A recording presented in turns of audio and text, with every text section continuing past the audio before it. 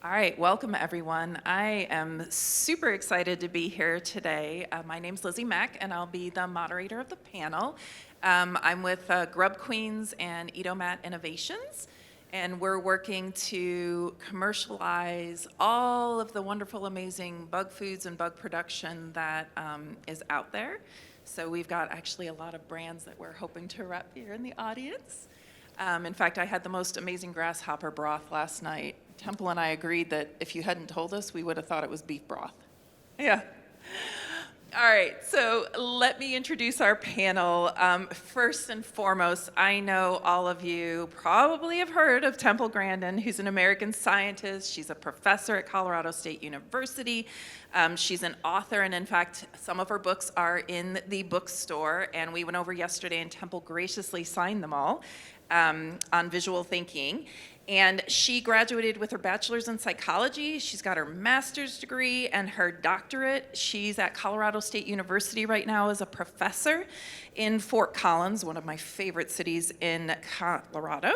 And she also manages Grandin livestock systems. In 2010, no surprise, she was named one of Time Magazine's 100 most influential people. She's an amazing author, over 400 articles, so many books, scientific and industry journals, and she has continued to speak, teach, and write when she could have just taken a pass and left the workforce, and inspire young people, young and old, to do more, be kinder, and more respectful, and to stay curious. So welcome, Temple. And then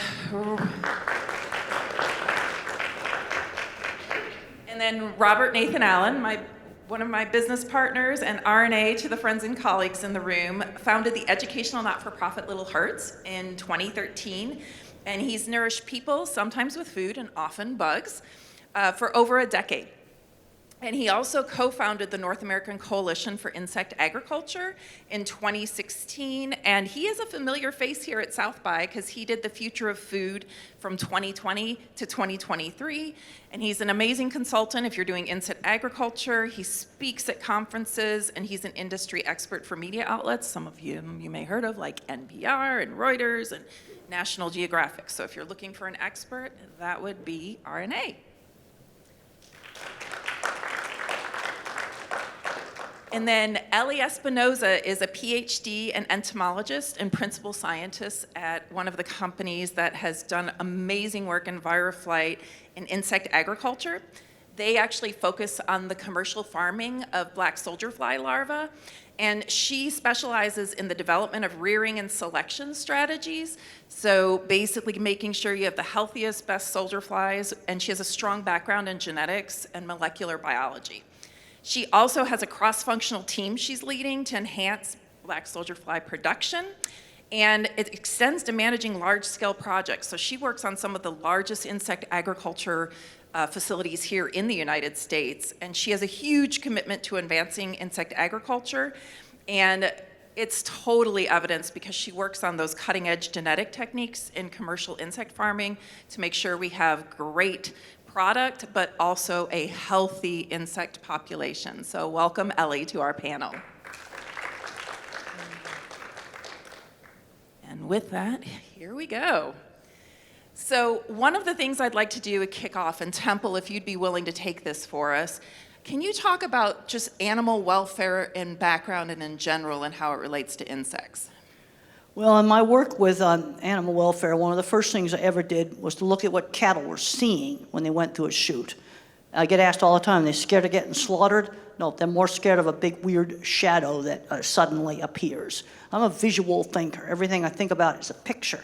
So that has been very helpful in my animal work, but also in mechanical design of equipment. Other people maybe more mathematically inclined. But I want to talk about genetic selection. Don't go overboard selecting for productivity and the fastest growth. You will get in trouble. We've done that right now in beef cattle. We are getting twisted foot problems and heart problems we didn't have 15 years ago. I like to look at genetic selection of any animal, insect, I don't care what it is, like a national budget. If I put everything into production, more milk, more meat, more growth, whatever, then I shortchange my infrastructure.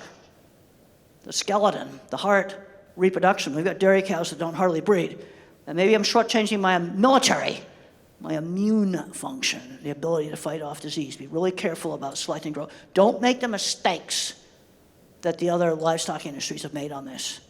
You overselect for any single trait, you'll wreck your animal. I don't care what it is. Be careful with that. You have to do optimum, not maximum. I love that. Optimum, not maximum. Nice. Thank you, Temple. So RNA and Ellie, how about talk to us, insects is kind of new as a livestock. So talk to us about that as an industry and in general. So here in the United States, we see it as this really novel industry, but really around the world for centuries, insects have been a part of not just human food systems, but also our animal food systems. So a great variety of animals are insectivores. They'll naturally find insects in their environment. And so what we're focusing on is growing the insect as feed industry. So can we feed the insects, or can we feed the animals with insects that will then feed the humans that are consuming those animals? And so as part of that, a big effort has been in focusing on the welfare of the insect, making sure that we can establish healthy populations that in turn are going to provide productive animals because they are healthy and thriving within the environment that they are. We also have to have the understanding that we're working with, I say insects, but really insects encompass over 1 million different species of animals. So one of the big parts of entomology, and historically the study of insect has focused on learning about a specific species of insects, studying their life history, and by studying their life history, understanding what are their typical health and normal behaviors that we might then associate and really fit into the assessment of animal welfare as we grow and as we farm these insects for animal feed, and also some in the room for the purpose of human food. And if you notice, we have human food products right in front of here. You're welcome to walk by, and they're all amazingly delicious. Don't eat any. RNA. Don't eat any of them. A lot of them are really old, but it's a good visual example. And it helps see the variety of ways that we can use insects. And like you said, this is a relatively new idea for livestock or insects as a food or livestock feed for us here in the U.S. and for our food culture. And it's something that has been, for the past couple decades, has been really studied for a few different reasons. So if you're not familiar with it, insects generally, broadly speaking, are more space efficient, more water efficient, more feed efficient than other traditional livestock options. And so for a variety of reasons in terms of resource efficiency and economic efficiency, that's one of the reasons that they're being explored, but also their nutritional benefits. Lots of insects have high amounts of vitamins, minerals, some of the more looked for fats, amino acid profiles. And so, again, to your point, there's millions of species. We've really only been exploring concerted domestication of 4 species, 5 maybe, because around the world in so many places they've been traditionally harvested from the wild. So as we're moving into this new space of agriculture where we're exploring the ways that we can raise them optimally so that they're happy bugs and growing and breeding efficiently, there's so many opportunities for us, like Temple said, to look at the ways that we have done better in the past 50 years. The title of this talk is really a reference to 50 years ago when animal liberation came out, and so many people were shocked. A lot of things have changed and a few things haven't, but what can the insect farmers, what can we learn from those?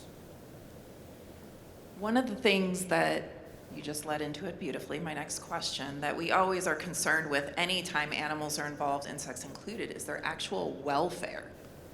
So, and I'm going to actually open this to all of you to answer this question, but what are your thoughts about insect welfare and ensuring humane treatment and all those things that go into, at the end of the day, we're taking however you define sentience, but we're taking a creature, and then we're having to slaughter it for food. And Temple, I'd love you to make some comments because you helped so much with the animal welfare side of things. Well, it's obvious that mammals and birds are conscious. Absolutely obvious. Now, what about insects? Now, I reviewed a book for the New York Times. It was called Planet Sapiens. They were saying plants are conscious. I'm going, no. They are nervous system-like functions and things like a Venus flytrap, but there's no central processor. Now, a bee does have a central processor. A roach, a fly would have a central processor. So what that is you've got an area in the brain where you can take memories, different types of memories, sound memories, taste memories, integrate them with sensory input coming in, motor input going out, and with emotional things like fear, where there's a central processor. In other words, to be conscious, you got to have intel inside. I like visual thinking. Now the larva, a lot of that, the nervous system's more scrambled. All right, let's say you boiled a silkworm. Well, right after it makes the cocoon, it metamorphizes. The nervous system would be scrambled. There'd be no issue. So you have to have some kind of central processor. Now, do they suffer? Now, you put acid on them, they react to that. But you can also remove the head from beef animal, and the body will still react. But it will react in a very uncoordinated manner. So what are the things that we could do? All right, I don't really want to get into philosophical discussion about the consciousness of flies. But if you're worried about it, you either macerate them instantly, gets rid of the problem. The other thing you can do is cold anesthesia. I looked up a whole bunch of papers, and that scrambles the nervous system. Now you just chill them a little bit, they can wake back up again. Well, how do you know that you definitely have them unconscious? Well, if they don't move, they can't walk. And I just let you take screen pictures of 5 different papers on chilling them. And then that just gets rid of the issue. That's kind of how I look at it. Let's just get rid of the issue. I'm trained as a neuroscientist. I did my PhD in neuroscience. And I think you have to have some kind of central processing area where input and output and stored memories can integrate. And if you don't have that, you're not conscious, period. The other things are like some of the sentient stuff is some of that gets very philosophical. I'm going to take a hardcore information brain approach. And flies and bees definitely do have an intel inside. Some of the larvae really don't. But planarians that live freely in the environment have a lot of complex behaviors, would. But a larva that just kind of lays around, why would nature bother putting more processor power in it? Ellie, so you've actually are in commercial production. So what have you observed about how you're keeping the welfare of these insects and their behaviors? Yeah, so a lot of what we focus is on monitoring the complete life history of the insect. So we work with black soldier flies, which is one of the star insects within the insect as food and feed sector. And the idea is that as larvae, which is typically when we harvest them, it's what actually ends up becoming the ingredient that we produce for sale and for different animal feed formulations. We have to have an understanding of that life history. What insect stage are you working with? Within that insect stage, what are the what is the behavioral repertoire of what they elicit within the environment? And then further taking it from the species, can you tell me more about your population? Is your population more adapted to a warmer environment? Is it more adapted to a cooler environment? I recently visited a company located in Australia where their black soldier flies do great at 30 degrees Celsius, which is a lot warm than the typical 27, 28 degrees Celsius that has become the standard temperature for you to rear these insects at. So there's multiple facets to all of this, and to Temple's point, we need to have a good understanding of the life stage that you're working on. Basically, also have to make sure they're healthy and they're not full of disease. Yes. And I'm concerned that if you overselect for growth and other production traits, you're going to get invaded by disease. We've had some horrible messes with bees right now. Some of that was pesticides getting on them. Yep. But we also have bred for just, for production. We do things like feed them sugar water. Yes. But if your colonies are dying, that's bad. You have to have health to have welfare. Yes, and the moment you have a colony die, it's not good for your business either, right? We're trying to keep them alive. We're trying to continue to propagate those populations. So within the standard rearing metrics that we have, that goes line in line with being correlated with good animal welfare practices. They're growing to the degree that they're growing, that they need to be growing. We're trying to maximize their egg production, making sure that our female flies are happy and healthy, laying as many eggs as they possibly can, unperturbed during the laying process so that we can then collect those eggs. So I think it really goes hand in hand with the success of any business, and especially any rearing facilities that are really trying to maximize and create an efficient system that can be prolonged and you can really keep over years and years. Yeah. For folks that aren't as familiar with the biology, like you were describing, when the silkworm goes into metamorphosis, for a lot of insects, a caterpillar, for instance, that turns into a cocoon before it turns into a butterfly, when they go into that metamorphosis, they become kind of like a soup and then re-emerge, like they reform. And there's some really interesting research in the neuroscience, how the different parts of the brain change from their from the larval stage to the adult stage. And so like Temple was saying, and Ellie, things like a soldier fly, the adult soldier fly has that processing power. The larva stage doesn't have the processing power because it's not the most efficient way for it to achieve its goal, which for the black soldier fly is to get as much energy stored so then it can become an adult, breed, lay, and expire. That's its life cycle function. And so when we're talking about the way that these insects change over time, it is really fascinating looking at how we can draw on the science of something like fish, shrimp, or even the science of things like bivalves. Yeah, like shrimp and fish have a much bigger processor. And what basically separates us from a dog, let's say? I think everyone would agree a dog is conscious. The emotional systems down in the base of the brain, they're pretty similar across all mammals. You might want to look at the work of Jack Penskap. I discussed that in my book, Animals Make Us Human. But the main difference between us and a dog, the raw computer power that sits up top. We just have way more raw computing power than a dog has. But emotionally, those systems pretty much the same in all mammals. So in fish, you're getting much higher up the sensory, up the ladder.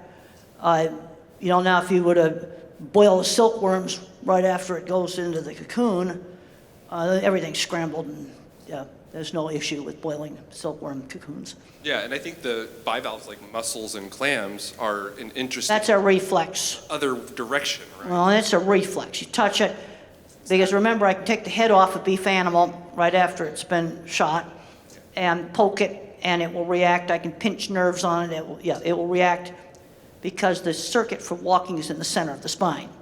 But that's a reflex. You touch a hot stove, that's a reflex. You've jerked your hand off that hot stove even before the signal goes to the brain. Venus flytrap, that's like a reflex. Yeah. You have to have a central processor, as far as I'm concerned, to have consciousness. Bees and the adults definitely have got that. Now, whether or not they suffer, that's a $50 million question. Absolutely. Yeah. And insects, and I'll defer to the folks who know the science way better than me, but insects don't feel pain in the way that a mammal feels pain. They don't have the perception of the experience in the way that a higher thinking creature does. They experience it through something called nociception, and it's... Well, that's a reflex. Like I poke the Venus flytrap, it reacts. I can poke a decapitated cattle and it will react. There's no way it's conscious. Yeah, so the head's been removed. The fly larva can move away from a negative external source, but it's not going to be thinking about it. It's not going to be remembering it. It's not going to be, No, basically, I always get like visual analogies. I see that computer with that little intel inside, and there's no central processor unit. I kind of like electronic ways of describing things because I think it's easier to understand than putting it all in neuroscience talk. You know, one of the things we were all chatting about last night, and I'd like you all to talk about, is we have a bad habit in human history of breeding things to the extreme and causing problems. So what do you think are the lessons learned as we start mass producing more and more insects, things to avoid? Well, the thing that's a problem, and we'd had problems with this with dogs, with the brachycephalic dogs that can't breathe, the short nose, is what I call bad becoming normal. It's one of my little sayings. And we're having an issue right now with congestive heart failure in beef cattle. Selected for high growth at a young age, large amount of meat. This problem crept up slowly.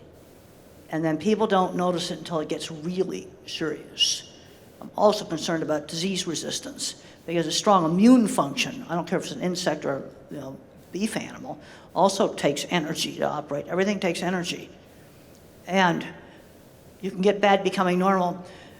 And the other problem you've got, if I ask a dairy producer to estimate how many lame dairy cattle he has, they will underestimate by half. That's been shown in 4 different studies. We've got issues right now of lame beef cattle and things like twisted toenails. This has gradually crept up. And some people don't realize that if they get a 4-month-old calf with a toenail that's twisted like this, that's a defect. You shouldn't be breeding that. You can slide into it slowly and not see it. Let's not repeat with this new industry here the same mistakes, and then you have big colony die-offs. You don't want to go there. Or some other weird thing happens. Ellie, what have you seen in the mass production at EnviroFlight? Yeah, so we've termed a lot of those die-offs just as like a colony collapse, essentially, in a population. And the idea here, and some of what we learned, is what are the inbreeding rates that you have within the population? How related are the individuals in your population? So we've actually worked on developing different genetic tools, so SNP panels, so that essentially from all the genome associated with the black soldier fly, we can take little pieces and compare those across all of the individuals. So we can determine what the baseline genetic diversity within a population is. We can compare that within populations, across populations, and have a really good measure, quantitative measure of what the inbreeding rates are. How related are they? Do we have a population whose rate of inbreeding is increasing faster than we would like? What do we do in that type of situation? Well, you can always crossbreed with a different, more diverse population, kind of bring that back up. Because a lot of what you start to see when you do have those fast inbreeding rates comes along with those trade-offs. So they're more related, they're gonna start producing less eggs, they might not mate as often. One of the big things that you see pretty fast is the size of the larva itself. So there's an average size of larva that we want to be able to maintain to provide a consistent product, and really that we've coined as the standard size of the bug that we want to grow within the environment and the conditions that we're providing. And so the moment there's a shift to that, we're like, okay, we need to revisit what's happening within their rearing situation. Is this something that's affecting the specific larva group earlier on, during earlier instar stages? So the baby larva, right? There's like 6 different instar stages throughout that larval development. And when can we pinpoint that, and can we rectify that situation? Because I want to emphasize we got to look at what's optimal. And I just went to a seminar on corn. And the biggest, tallest corn isn't necessarily the best. It takes too much fertilizer. What is optimal? And it's a very difficult concept for people to get. I don't care whether it's corn plants, insects, cattle, it doesn't matter what it is. We don't want to get into these troubles. Yep. I mean, who would have thought that growing for big meat, rapid growth, you'd get crossed toenails in cattle, which is a defect. yeah. And so you never measure just one proxy. You're constantly looking for multiple different measurements that you could have across the life of the insect, not just at the larval stage, but also at the fly stage, because we need a breeding population to propagate that next generation of larvae and flies that are going to make up our larvae. Because bulls with crossed toenails don't do a very good job of breeding because their feet hurt. Well, and it's important to note that the life cycle is very quick for insects. So that I'm personally, I'm very heartened that a lot of folks in the industry are thinking very proactively about a lot of these issues that, to Temple's point, They're going to happen much quicker because the generation interval is so short. absolutely. And the ability for the businesses that are leading the larger commercial scale facilities have, in the conversations I've had with them across the board, recognized that whether or not you think an insect can feel pain, whether or not you think there's insects are, whether or not welfare is a concern, it's about economic efficiency. And if you have insects that can't breed, you can't be successful as a farmer. And any farmer will tell you that there's an optimal middle ground without going too far one way or the other. And that leads really well into my next question, which is, we've already stepped in it with animals about diet. So sometimes we don't do the best job with feeding. So what are the lessons learned from livestock, Temple, on optimal diets and amenable conditions? Well, let's look at, we raised a lot of livestock out on arid range country. A lot of people attacked livestock for wrecking the environment, things like that. 20% of the world's land can only be grazed. There's not enough water in the ground or coming out of the sky. And if you do grazing right, it improves the land, also serves as fire control. But what we've learned in our more arid ranches, especially out where I live in Colorado, the biggest cow, you can't afford to feed it in the wintertime. Well, I don't care if it's a big larva or a big cow. Big animals eat more. It's that simple. And so what the meat industry wants is not the correct animal for the rancher. He needs a more moderate-sized cow. It's the same principles. Or the rancher's going to go broke in the wintertime trying to feed it. And I do have a paper on grazing. You might want to look it up. Grazing cattle, sheep, and goats is an important part of a sustainable agricultural future. And I also have another paper on problems with lameness and congestive heart failure or increasing in grain-fed steers and heifers. They're free access papers. I want to circle back to what you were just talking about, the regenerative approach to soil health and animal health on farms, because regenerative agriculture is a fairly new idea, at least in the way it's being codified and certified now. And so there's a lot of potential for insects to be incorporated in those kinds of systems. But when we're talking about welfare and the health and the welfare of the insect and the diet that they're eating, there's a really interesting research paper. It was covered by Plus One probably 6-7 years ago. UC Berkeley or Santa Barbara. They did an experiment with feeding crickets. And it's a great example of how if you don't know all of the nuances, it's easy to make the wrong assumption. So they said, well, everyone's talking about how crickets are really efficient. So we're going to feed them 5 different diets and see which one works. And so they had a diet of chicken feed. They had a diet of upcycled, unused food. They had a diet of really low grade wheat middlings. And then they had a diet of like poop and straw, animal manure and straw. And no surprise, the crickets that were fed the diet that is most in line with their omnivorous diet out in nature, they did pretty good.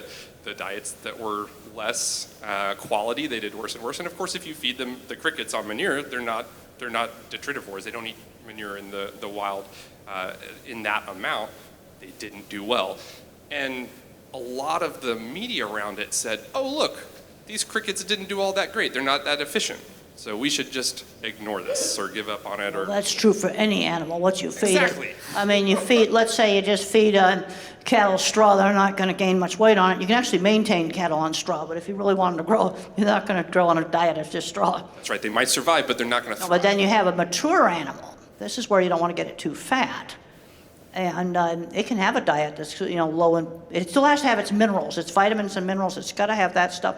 But it can have a diet that's low in energy just to maintain body condition where it's not cold. Yeah. If that animal's cold, then you got to feed it more. Yeah, so I think there's a lot of really conservative. You're trying to grow these things. You're not going to be able to grow them on just a low-energy diet. That's right. You could maintain them, but you don't want to maintain them. You want to grow them and harvest them. And they're most efficient when they're getting their optimal diet. And so again, going back to just the economic incentive at the bottom line, because this is commercial agriculture, the farmers are incentivized to identify those optimal diets so that the insects have the right health to be able to maintain their optimal output. But I've only experienced this at a very small scale level. I'd love to hear, Ellie, if you have anything to add from the larger commercial perspective when it comes to how feed and diet can play into the welfare of the animal. Yeah, and I think, that really puts up a great opportunity for discussion with reminding ourselves what the purpose of also using the insects as food and feed. Yes, we want to create an ingredient that's high in protein, that's resourceful, but we have a really good opportunity of creating a circular economy where we can feed them pre-consumer food waste, so recycled or like food scraps from our kitchens and things like that. So what is the big goal? Like, what are we trying to accomplish? What are going to be the source diets that we feed this insect, and for what purpose, if we're trying to create this greater value as a regenerative industry? So I think within that, it's the understanding, and there's still a lot of research being conducted on what are the nutritional requirements of these insects? What do they need? So the black soldier fly specifically, it's a detritivore. So what does that mean? It just breaks down a lot of organic matter. So really you can feed it anything and it will survive. But again, can it thrive? I think that was a great point. Can it thrive? And given the complexity of the feed that you want to feed it, so that you can maybe recycle this and create a higher value ingredient, how can you balance that so that you're providing a good source of feed to your insect, but also able to utilize this otherwise waste stream and recycle it and kind of really create greater value? So I think it really all depends. We're constantly testing different feed sources. There's different companies that, for example, one of the big ingredients that we use is dried distilled grains. So our large commercial facility is located within the Kentucky area where there's a lot of bourbon manufacturers. And so we decided to localize within that area because we know that there's this continuous waste stream that we could use and have our populations adapt to that sort of feed and then be able to utilize it and not just recycle that, but create a whole new ingredient, a high value ingredient, and really, again, hit that bottom line. Yeah, upcycle it, not Yes. recycle it, upcycle it. And one other point for feed is that with insects, there's a lot of opportunity to feed other livestock, like fish and chickens especially, a diet that's more in line with their natural diet instead of the diets that a lot of times they're fed. And so I think that's an important note as well. Yeah, and it's funny because I still raise black soldier fly in my backyard, my dog would eat the grubs. Loved the flavor of the grubs, but my grubs were fed all the food waste from my kitchen, right? And so they take on the characteristics. And so there's all these other industries too, like pet food, dog food, where people are looking for a healthier food stream, and they're now able to get it because bugs are, if they're fed correctly, an incredibly healthy food source, much more healthier than some of the conventional stuff that's used in dog food today. Now, we know that once we get into an industry where we're raising any living being in bulk, there can be some controversy on that.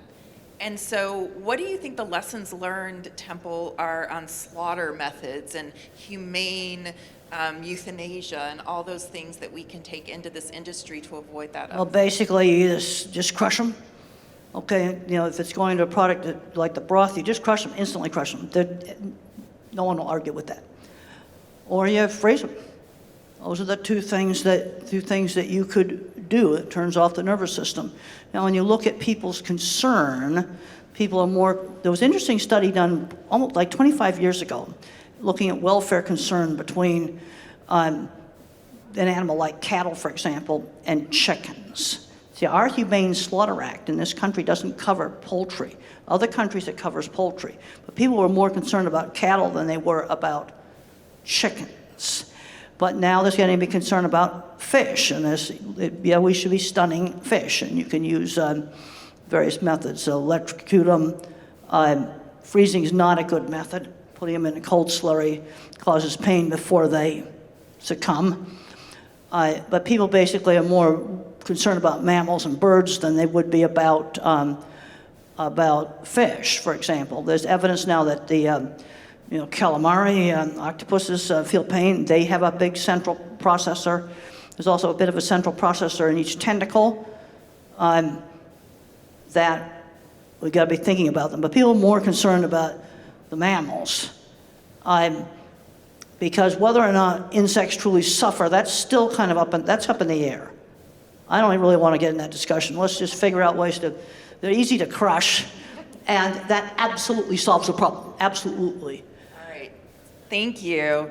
So, Real quick on that note, there's a couple things that insects in general, their physiology addresses some of the concerns that we have for other things like fish and mammals. Insects, unlike a lot of our livestock, a lot of species prefer to have dark, humid, cramped conditions. So they're more amenable with their natural conditions to be aggregated into a smaller space for efficiency. Insects in the wild, a lot of species, when it's cold outside and it's winter, they go into hibernation. Their metabolism slows down. So there's a lot of facets like that. And caveat, there's still a lot of research to do, but there's some really interesting aspects about insects as a livestock compared to other livestock that allow us to take some of these lessons in hand. I think a big part of that, again, to their biology, they're exothermic. They're really relying on their external environment for temperature regulation and all of these things. So it's a lot, I think, easier to manage, right? There's, what you mentioned with them kind of going into these resting phases sometimes. We term that quiescence or diapause.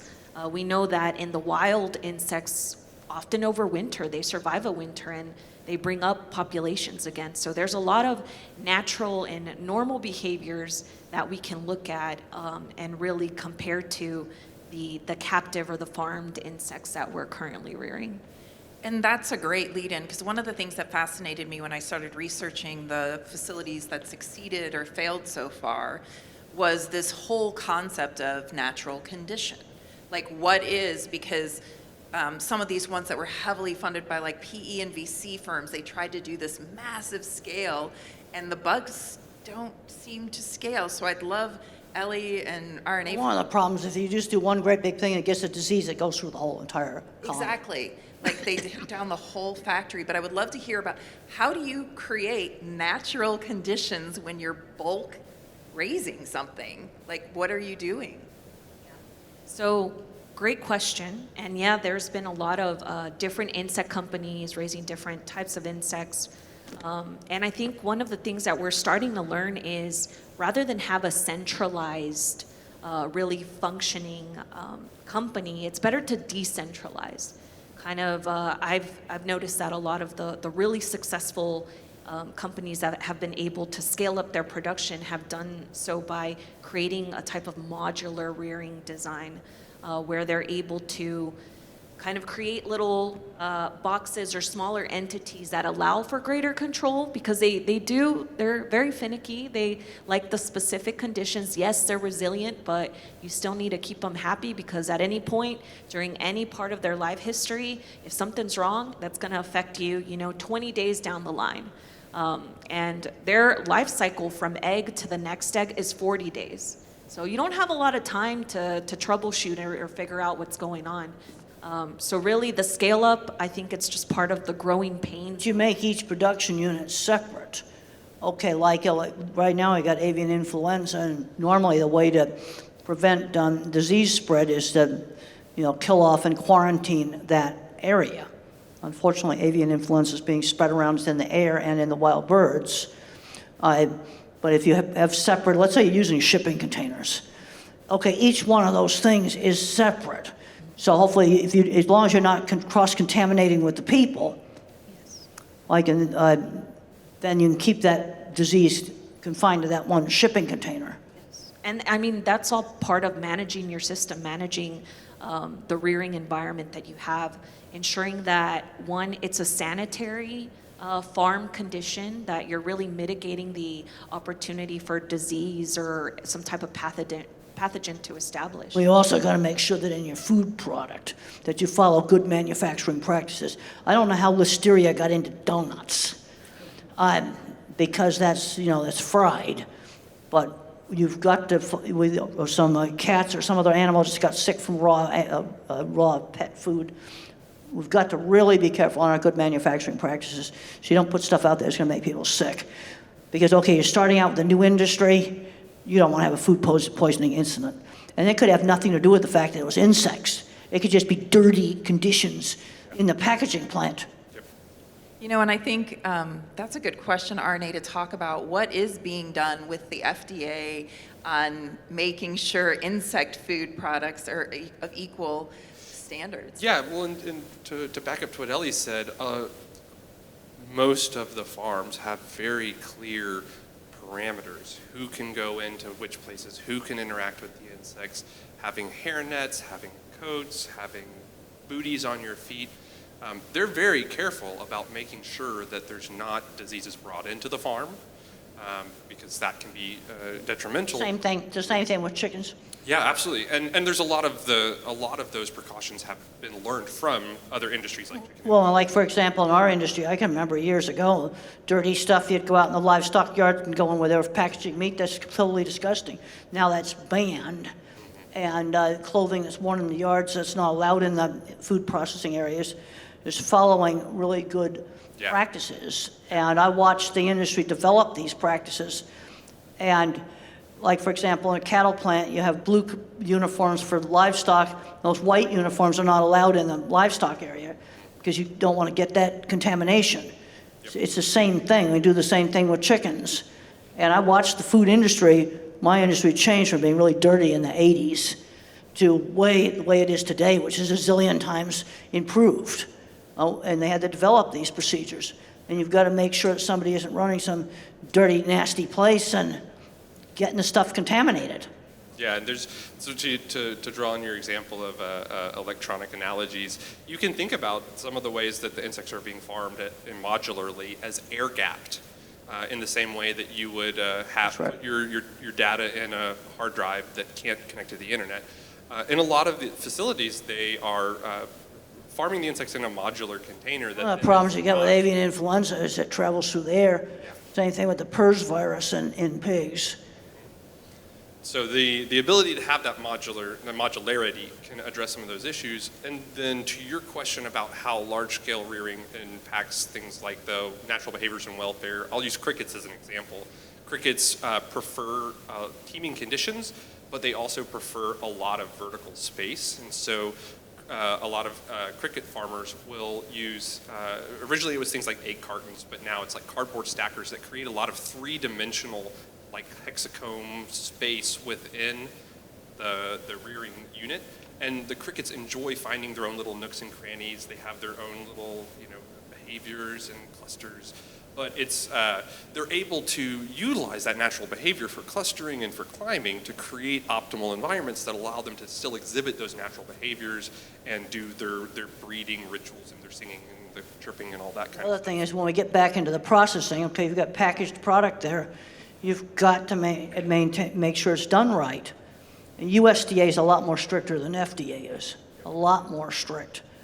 And get a really good HACCP plan in so that something stupid doesn't get that packaged product contaminated. Because you're in a young industry now, you don't want some mess where you put a product out there and it had E. coli in it. And people got sick, and that could have just come from fecal matter from people. It's one of the places where that can come from.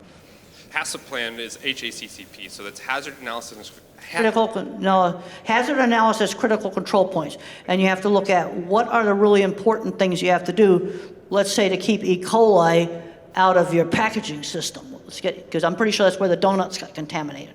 Would have been, when they were packaging them or frosting them. Yeah, So any company that's creating food products, and this has been the clear guidance from the FDA for the past decades, since the question first started getting asked by the companies, the startups that were making these food products.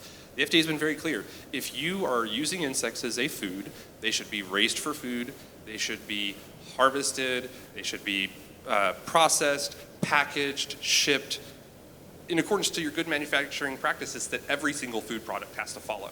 Insects are no different in that they have to follow all of those same steps to make sure glass doesn't get in it, to make sure E. coli doesn't get in it, to make sure bleach doesn't get in it. So when you're talking about, what is the guidance from the FDA, and USDA would come in if there was a product that was insect and meat. FDA covers fish, and insects fall under the FDA purview. Yeah, they're not mammals. Yeah, and so the FDA has said, if you're going to use a product, you need to make sure that you're doing all the things that every other food product does, and that even includes stuff like the packaging. You have to make sure that the nutritional information and stuff is on the back. You have to do your testing to make sure that you don't have heavy metals and And then you also have to make sure, because some people have really severe peanut allergies, that there's a lot of packages that will say this was processed on equipment that was shared with peanuts and other nuts. Because, so somebody has very sensitive allergies, they get sick just from those trace amounts. So you've got to watch that kind of stuff, no matter what food product you're putting out, this applies. That's right, and the one of the novel things about insects is that they're genetically similar to shellfish, and there's similar proteins in their shells as something like a shrimp shell, and so all the packaged products that you'll find should, and I think almost all of them do, have that shellfish allergy warning, because most consumers don't automatically equate insects and shellfish. Well, and I think what'll be very interesting, and I'd like your thoughts on that, they are looking at black soldier fly, for example, as handling food waste and poop waste and, restaurant food waste. And so it's an interesting thing, and it actually leads me into there's going to have to be some R&D done on when you start feeding. One of the studies I read showed that, interestingly enough, you can feed E. coli contaminated meat to a black soldier fly, and the frass and product that comes out, there's no more E. coli. It can't survive. And so FDA is looking at potentially having black soldier fly, instead of throwing away or incinerating those things, having the insects eat it. And so, but that's R&D. Who's going to pay for it now and in the future? Where's this money going to come from to grow this industry? That's a great question. I think there's been numerous companies have gotten a variety of capital from investors as well as grants. The NIH has provided grant funding for multiple projects in insects for food and feed. I would certainly hope that in the future we'll continue to have accessible grant funding for university partners that want to help explore these questions, because universities like Texas A&M, land-grant universities, they have a purview to be increasing our knowledge about livestock and agriculture and the innovations for our food system. But that's a little. I think there's going to be a lot of things in the future where there's going to be a lot more local things. All right, let's take something like using methane for fuel. All right, now big beef plants have put a rubber membrane over the lagoon, pull the methane off, and run the boilers off of it. Because they got to have boilers for sterilization, cooking and rendering products. That's absolutely sustainable. But as soon as you start having to transport methane, that's going to be a problem. There was a big push, last few years ago, sustainable aviation fuel. We have one problem. We're putting 40% of our corn into ethanol right now. You couldn't grow enough corn to feed all those airplanes. That's the problem, getting enough feedstock. I can see some problems with this industry, possibly with that. So airlines that had spent a ton of money on this suddenly dropped it after Virgin Atlantic, Branson's guy, proved the pigs really can fly. And there's Branson, mad scientist, white hair sticking out, and he's waving his plane at this plane out at the Heathrow airport. But the amount of pig fat it took for a single flight, there's only enough for demo flights. And the industry dropped it. You see, there's certain things where biofuel is sustainable, like pulling the methane off. Let's say I pulled methane off the wastewater treatment plant and I run local delivery vehicles with it. That's sustainable. because it goes right from the lagoon into the meatpacking plant's boiler room and is burned. That's sustainable. But as soon as I transport natural gas is methane. A lot of people don't realize natural gas is methane. That's what natural gas is made out of. So they need to make sure their equipment doesn't leak. But things there's $1 zillion was spent on sustainable aviation fuel, and it's been dropped. You go down to Brazil, there's miles and miles of sugarcane. They burn it in the power plant. It's a monoculture. I Is would that say really that sustainable? There are some sustainable air fuel in this kind of side topic, but still relating because they're using, I've read cooking oil as an upcycle. Well, you can fly planes on cooking oil. Yeah. But I can't fly very many flights on cooking oil. You see, the thing is, you can make aviation fuel. I got articles on aviation fuel. I fly all the time, and I think about okay, well, it's my carbon output for my one seat on this plane. I think about that. And I've looked up stuff on what you can make airplane fuel out of. But yeah, I can run planes off of cooking fuel. You couldn't get enough. And if I try to grow crops, there's no way you could get enough. They're going to be flying on petroleum for a while, but I think we need to be concentrating on more local things, pulling methane off a local wastewater treatment plant, and you run local vehicles off of it. Then you don't have to transport natural gas, which is very expensive. No, I think it still requires a lot of research, and to kind of get back to the question, there are a lot of companies, EnviroFlight being one of them, that has put a lot of money in really asking some of these big questions just to really establish, one, the regulatory approvals for it to be an ingredient for animal feed. So there's a lot of animal research, palatability research, digestibility research that goes along with really proposing this novel ingredient for pet food. Well, the bottom line is that you eat that out of that package, they better not get sick. And the ingredients and all the protein levels and vitamin levels and things like that, you don't lie on your packages. As far as I'm concerned, that's your bottom line. But some of these things, we get into things that people think are sustainable that really aren't. And it was interesting how one of the airlines had this goofy video, Sesame Street, garbage monster. We're going to run planes off of garbage. And after Virgin Atlantic pulled the pig stunt, they dropped it. The videos are gone. They've taken the signs off the jet bridges, except one airport where they can't get the sign off because it wrecked the jet bridge wall to scrape it off. But millions and millions of dollars were spent on that. And the problem is, the very basic problem, how do you get enough of the raw material to make the airplane fuel? It's that simple. So that's where I think there's some really good early research on this, and I don't want to make a claim I'll regret 10 years from now, but I think there's so much potential for insects, soldier fly being Especially local. Especially local. Local. As a decomposer. In our agricultural system, in so many places, we have tried to replicate nature, but we've left out the decomposer, so we don't have the full cycle, so we can't have that full efficiency that we find in nature. And so with insects, we have the potential. Of course, food and feed are prime opportunities, but with something like soldier fly that's really designed, it has evolved to eat the grossest, nastiest things, and it has the ability to handle those gross, nasty things. What are the ways that we can be feeding our post-consumer waste? What are the ways we can be feeding our animal manure? What are the ways? We don't want to be hauling this waste around. This is where you're going to go broke. Where if you're feeding the insects restaurant waste, let's say locally, that's going to work. But if we're hauling large amounts of the raw material around, you will go broke on transportation. That's right. That's the problem. I also, just quickly, give a plug to our federal government starting to pay attention to this being a growing industry. No. For example, the USDA has a grand challenge focus on what they're calling mini stocks, so mini livestock.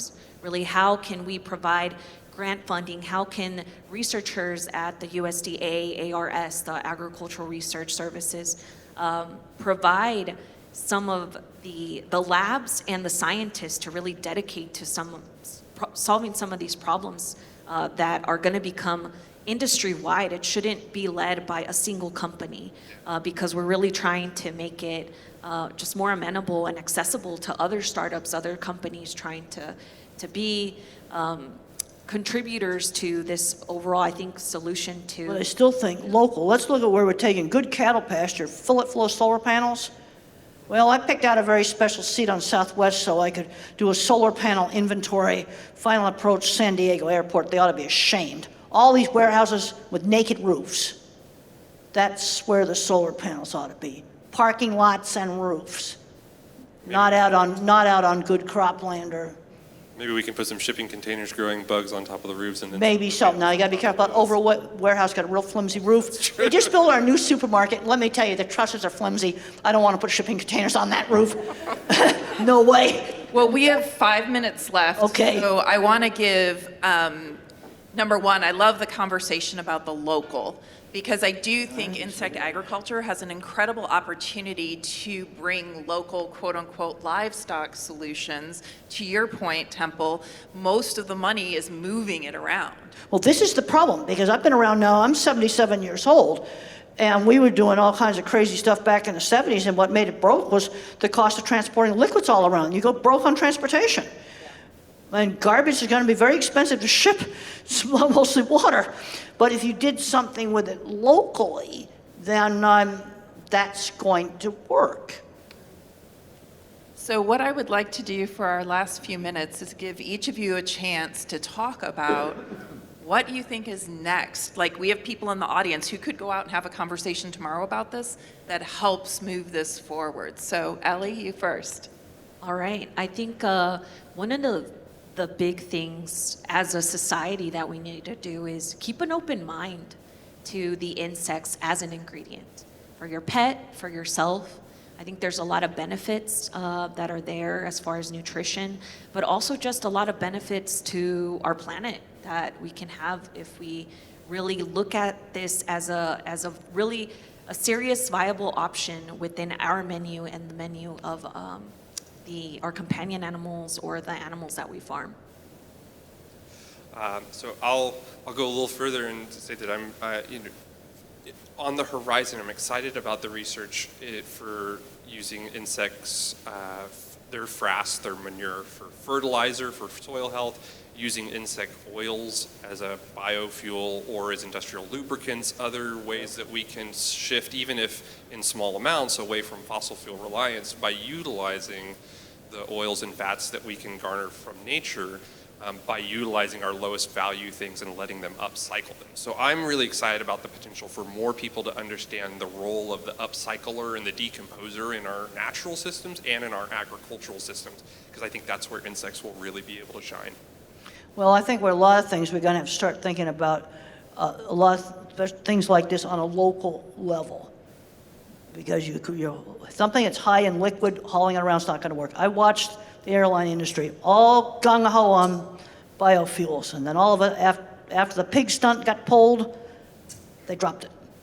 And I went and I looked up all this stuff, and I can't get enough corn, I can't get enough pig fat to run all these airplanes.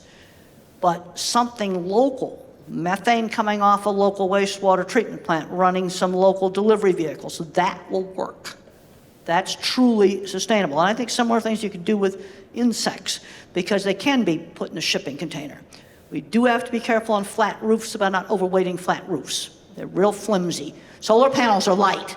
They're not going to break the roof, but local things that you could do with this is, I think, is the way to go.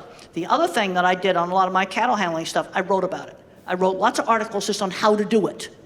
Just how do you do it? How to not have some big fiasco where the whole colony dies off and now you get disease in there and some gigantic mess. You know, how to avoid that. Because the other thing, this is a new technology, and one thing I've learned, this old lady does know a few things. Make sure your early adopters don't fail. Choose the right people that want to make a new technology work. And I'll say this for any technology. Making sure you're the right early adopters that believe in it, that want to make the technology work. I feel like that needs an applause right there.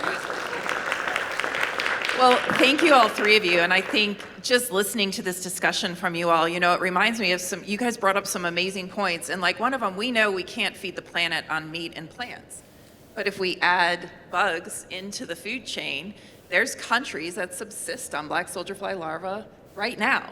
Well, and it's done local. They're not shipping this stuff all over everywhere. So this is also an incredible opportunity to bring local back. to you- farming. You And feed it a local material. Yes. Because when you're going to feed something like garbage that's high moisture content, you will go broke on transportation. yes, and then that was my last point, was we as a society have done a really bad job of addressing the decomposer side of our stuff. You know, we're really good at producing it, but throwing it away or getting it back into the life cycle. And so And showing people simple ways to do things. One thing I've learned is you got to make stuff simple so people can do it. Yep. And so I'm really excited to see what comes out of all this work we're all doing to actually address that aspect of society too. Is like we may be able to take these. I start out my business one small project at a time, and then I wrote about how to handle cattle, how to design the facilities. Don't hold on to your IP too hard. Document. There's a greater project you've got here, and that's putting the whole technology forward. And we're going to pitch for all of you who are interested in being involved with us, because all of us, and there's people in the audience too in this industry, we're moving forward in the principle of co-opetition. We are all, you know, this is what tides rise, the ships are going to go with it if we cooperate as we all do these things. So really looking forward to see what you all produce. So thank you. I'll tell you, on the visual thinker, we just built a new supermarket. I looked up very flimsy building, and when I talked about the shipping containers up on that roof, I saw the trusses in that building. That's how a visual thinker works. And that's And why we that need book more is visual. in the library over in the convention center, and it is flipping amazing. If you haven't read that book, I'm just putting a punch in for it. Go get it.